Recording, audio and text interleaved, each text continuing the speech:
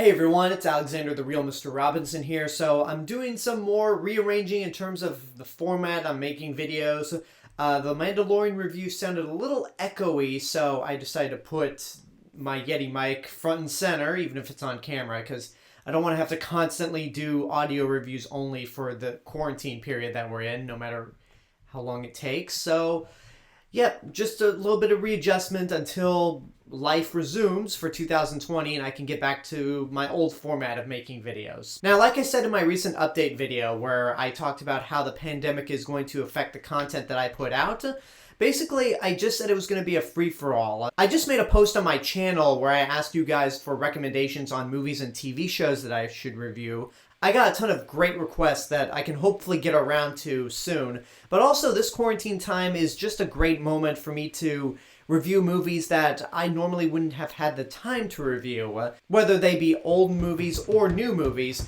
So we're going to kick things off right away with this masterpiece right here.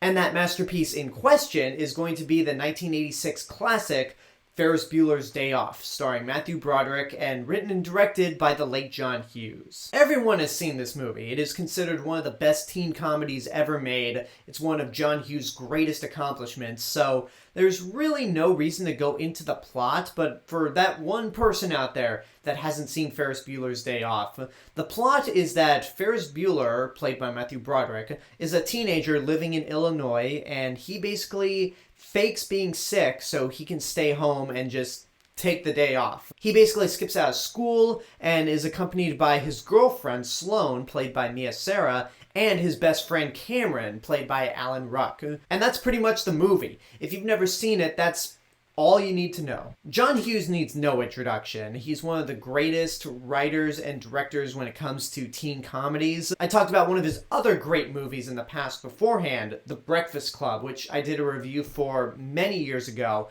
and it's one of my top 100 favorite movies of all time. I absolutely love Breakfast Club. But Ferris Bueller's Day Off is just so brilliant on its own, but also brilliant for a lot of the reasons why I love Breakfast Club. One of the things that makes this movie work so well is actually Ferris Bueller himself.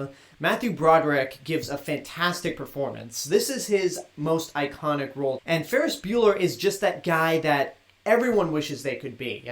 He's good looking, he gets away with things scot-free, he just lives the best life possible, he's carefree and doesn't really care about any consequences. And if you compare him to the characters in Breakfast Club, those characters are very flawed. They have their own individual things that distinguish them from one another.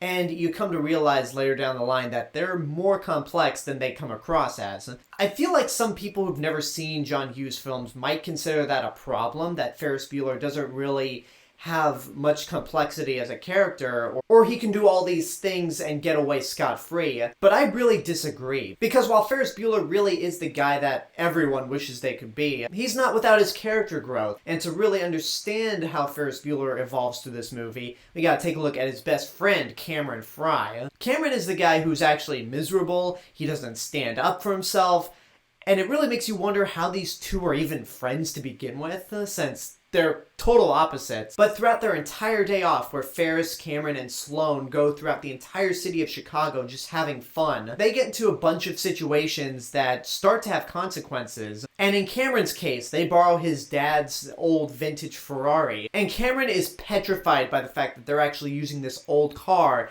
that Cameron's dad values more than his own son. But by the end of the movie, where the car gets damaged and practically destroyed, Cameron has that mindset of, you know what? I am sick of being a coward. I'm going to talk to my dad and we're just going to have a good old chat and tell him that I matter. I mean something more than a car. And then you compare it to Ferris Bueller, where he feels like he's invincible and he gets away with anything. By the time Cameron comes to the realization that he needs to stand up for himself, Ferris realizes that he really could end up with consequences if he's not careful in life. I mean, sure, it's great to loosen up once in a while, but you also need to make sure you don't get to a point where you eventually get in trouble by the law, or in his case, the principal or his parents or sister. You get what I'm trying to say. And that leads into the last 5 minutes where it's pretty much a giant chase scene and a race to get home. And also lends to how these characters are still very grounded and realistic. All three of the main characters here, Cameron, Sloane, and Ferris Bueller, feel very real. They feel like people you might have known back in high school, and they're just all so likable. There's not really much to talk about when it comes to Sloane because she's pretty much the girlfriend, but she has her great moments, she's funny, and she works really well with Ferris and Cameron. This movie is also packed with a bunch of fantastic side characters. For example, you have Jennifer Grey as Ferris Bueller's sister, Janine. You have Charlie Sheen as the druggie in the police station. You have Edie McClurg as Principal Rooney's secretary, Grace, who did a lot of this movie improv, and there are just so many wonderful sight gags with her. You also have Jeffrey Jones in this movie as Principal Rooney, but there is a little bit of ickiness surrounding this movie, knowing what Jeffrey Jones ended up doing in real life. I won't say it on this review, but just Google it. I mean, it shouldn't ruin the movie for anyone. It didn't ruin the movie for me, but there were points where I was watching it and was a little creeped out by the fact that Principal Rooney spent this whole movie trying to track down a high school kid. In addition to the side characters, there's also a ton of iconic moments throughout this movie. Like I mentioned before, there's the last 5 minutes of the chase. There's all the high school kids concerned about Ferris's health while his sister is just kind of like, you gotta be kidding me, right? There's the scene where the two parking attendants steal the Ferrari and just drive around Chicago. There's just so many iconic moments in this movie that it's really hard to count. And speaking of the two parking attendants, it's funny that our main characters are skipping school for the day, and yet that's not the biggest crime that's committed. Because in comparison to the parking attendants stealing the Ferrari, and Principal Rooney breaking into the Bueller house to try to prove that Ferris is guilty, skipping school to spend an entire day in downtown Chicago just seems like nothing. And that's one of the other great things about this movie, is that it's a teen comedy, but it's in the body of a chase movie. That's one of the things I usually love when it comes to movies, is that, yeah, it's this, but it's also this. Like when you take a look at a lot of comic book movies. When you look at Captain America the Winter Soldier, you go, yeah, it's a superhero movie, but it's also a spy thriller. Or you look at The Dark Knight. Yeah, it might be a superhero movie, but it's also a crime film. And both of them are damn good at the subgenre that they tackle. Which, speaking of a Marvel Studios film, this movie has the greatest post-credit scene ever made. And we all know it. Even if you haven't seen this movie, you've probably seen this post-credit scene parodied, where it's the end of the credits, and Ferris Bueller walks out of the bathroom in his robe and goes, "You're still here. It's over. Go home." It's such a brilliant moment. I mean, this whole movie is downright brilliant. From the writing, the characters, the fourth wall breaking, the comedy. I mean, there's not much I can say about this movie that's bad. The only thing that I could say is bad is that there are a few moments in the movie where maybe Ferris Bueller could have covered his tracks a little better, but you know what, screw it. What I just mentioned is practically a nitpick.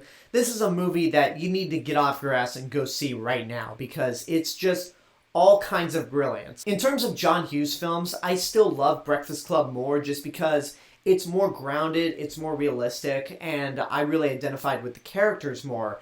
But goddamn, Ferris Bueller's Day Off is just a ton of fun, and it's tied with Breakfast Club as my favorite John Hughes film. And there you go, that's my review for Ferris Bueller's Day Off. And this is how it's going to go from now on, guys. A lot of random reviews, a lot of reviews based on requests that you guys have put out.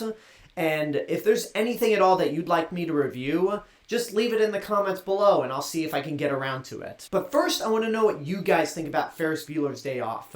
If you've seen it, what did you think? Whatever the case may be, let me know in the comments below. And until next time, I hope you enjoyed this review. Don't forget to subscribe to the channel, give this video a like, leave a comment, support my Patreon page. I just recently updated it with a ton of new perks, and you could get some cool rewards if you just donate $1 a month. So go to my Patreon page and check out which tiers work best for you. Follow me on social media, and until then, this is the Real Mr. Robinson telling you there's only one.